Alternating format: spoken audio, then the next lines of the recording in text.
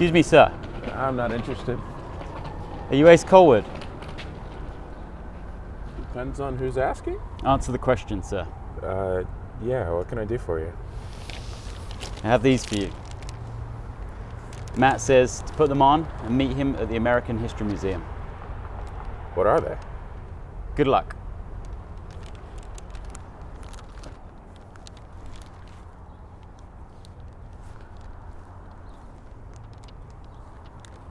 What?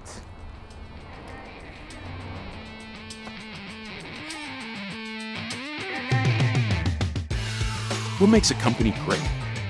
What makes a company tick? You know, the companies that have lasted for years and will be around for years to come. At Markel Group, what we found is that it's beyond great product or service. Those are important, sure, but it's really about the people who drive culture, who embody the spirit of the work, and who build lasting relationships across organizations. We're on a journey to tell the stories of those people, the ones who make Markel Group successful. Welcome to Markel Style.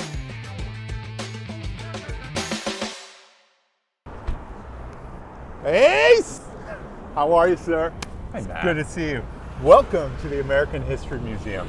Well, I found it. I found you, and this is the sketchiest way we've opened an episode, I think, ever. Well, all I have to say is those are some beautiful shoes you have on, sir. I appreciate the gift, I think, and I might say the same about your shoes. Oh, well, thank you. I'm sure there's a story, and I'm sure you're going to tell me. Well, let's go do it.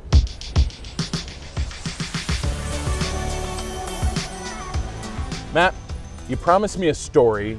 You promised me the greatest story about an insurance claim. Is actually what you promised. Well, get ready to live. You and everybody else are going to enjoy this one. It starts in 2005 when a guy named Dave Washburn from the insurance company Markel got a phone call. Dave Washburn, Style Award winner, insurance claims at Markel. Dave Washburn, been there 18 years, is an absolute legend. So yes, Ace. This is a Dave story. This is a Dave story. I love a Dave story. We do. And so here's the thing. Hey folks, I'm going to have to interrupt this one because if you know Ace and I, you know that we can get a little bit excited when we tell these stories. And unfortunately, we went a little long on this one, so I'm going to give you the condensed version to save a little time. Basically, what happened is we insured a very expensive item at a museum in Grand Rapids, Michigan. Unfortunately, that item was stolen, which prompted the museum to call Dave Washburn to file a claim. Now, one of the things that Dave is known for is resolving claims like this very quickly, and that's exactly what he did. But when the item in question is very expensive, Dave's team will actually put out a reward to try and recover it. And it took a few years, but eventually they got what sounded like a legitimate tip from an attorney who said that his client had the stolen item. This prompted Dave to call the FBI, and we'll go ahead and let him tell you what happened next. So yeah, we weren't quite sure how it was going to play out. So we had actually strategized with the FBI for about 4 hours the night before. So we got a legitimate art gallery in Minnesota, and we actually staged 2 FBI guys. So when the attorney brought them in, and we spent about an hour inspecting them, and determined that they were probably legit. Yeah. FBI kind of gave a code word to us that we had rehearsed. Fortunately, the attorney at that point, while they were still in the possession, excused himself to use the restroom. They got us out of there. The FBI came in and proceeded to take possession of the... I thought you delivering these things was the sketchiest part of the story, but Dave's in the middle of a sting with the FBI. Oh, you think that's sketchy? Let's listen to one of our attorneys, John. He's going to describe one of the things that will really make you like squirm on this one. The morning of the sting, the FBI agents took pictures of Dave and Valerie so they knew what they looked like. So if they rushed in and things got messy, they didn't get shot. So, and you know, to hear Dave tell that story, he's like, so they're taking a picture of me, and I'm like, why? And it was so we don't shoot you. The good news is that the item was recovered during the sting. The bad news is that the FBI had to hold on to it until the case was closed.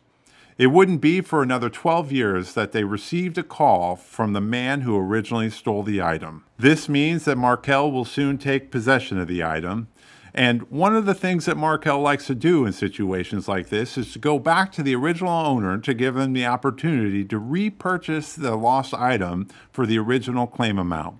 That's what's going to happen in this case, and we're happy to say that the item will be going back to the rightful owner.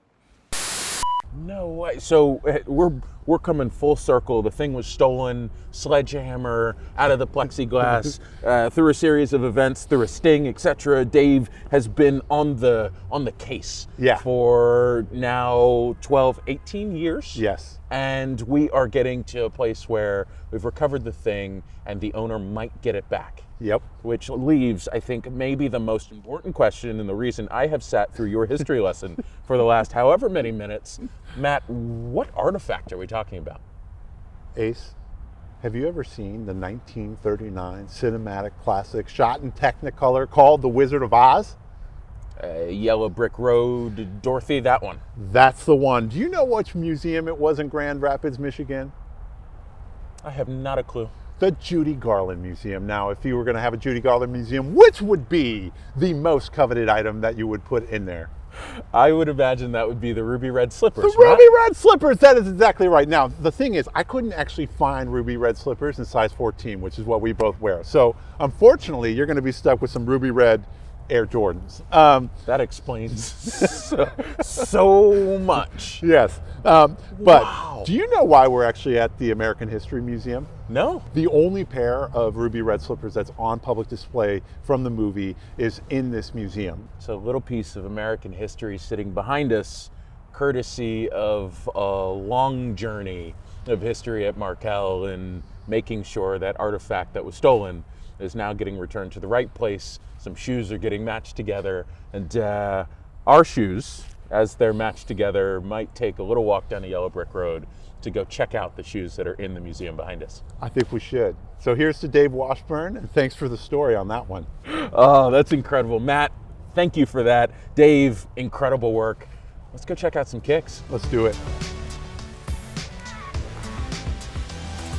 What comes to mind when I think of Dave is just his ability to, be always on the front foot, always leading the charge within the claims organization and being there for clients when they need us most. When people disagree with you, it's often, no, sorry, I don't like what you're saying, and this is the way we have to go. And he always acknowledges the validity of what people have said before he explains why he disagrees.